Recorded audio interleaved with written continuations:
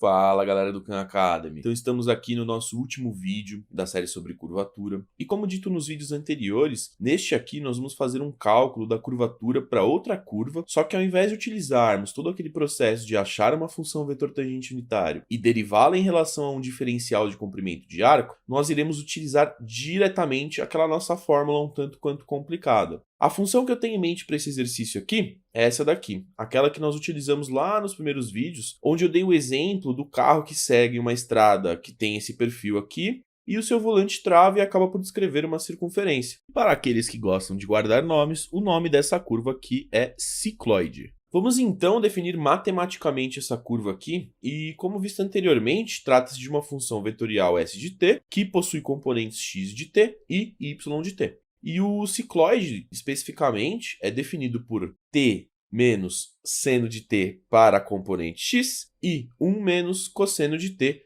para a componente y.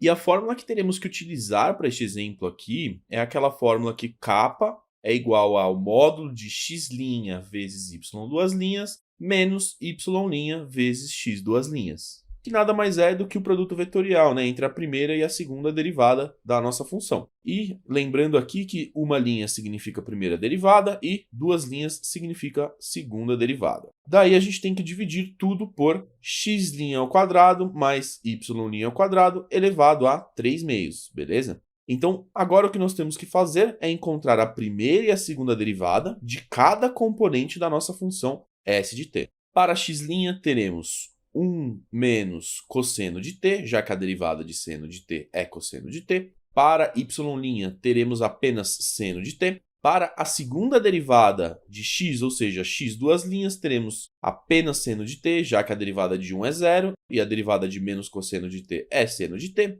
E, por fim, y duas linhas, que será apenas menos cosseno de t. Agora, nós precisamos apenas substituir esses valores aqui na nossa fórmula. Então, nós teremos kappa, que é igual ao módulo de 1 menos cosseno de t, multiplicado por cosseno de t novamente, menos seno de t ao quadrado. E para o denominador da nossa fórmula, nós teremos 1 menos cosseno de t elevado ao quadrado, mais seno quadrado de t, e tudo isso, toda essa expressão, elevado a 3 meios. Apenas pegando as derivadas das componentes x e y e aplicando a fórmula, nós chegamos ao resultado.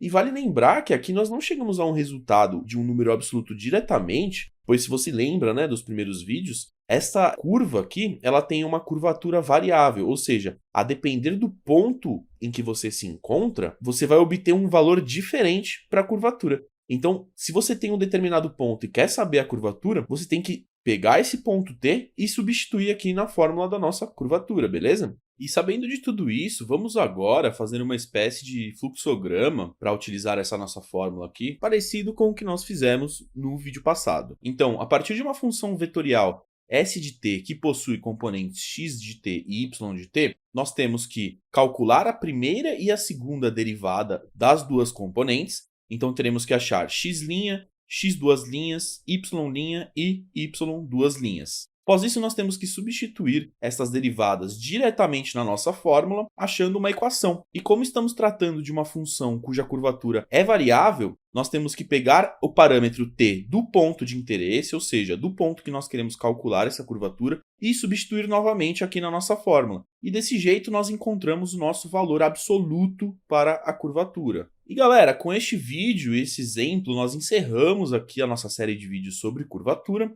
E ao final dessa série, você deve ser capaz de entender o conceito de curvatura de diversas maneiras e ter em mente estas duas fórmulas aí que utilizamos nos últimos 3 vídeos para conseguir calcular essa curvatura, tanto com o conceito da derivada do vetor tangente unitário pelo comprimento de arco, quanto pela fórmula direta que utiliza os módulos e o produto vetorial entre as derivadas da função. Então é isso, nós nos vemos aqui pelo Khan Academy.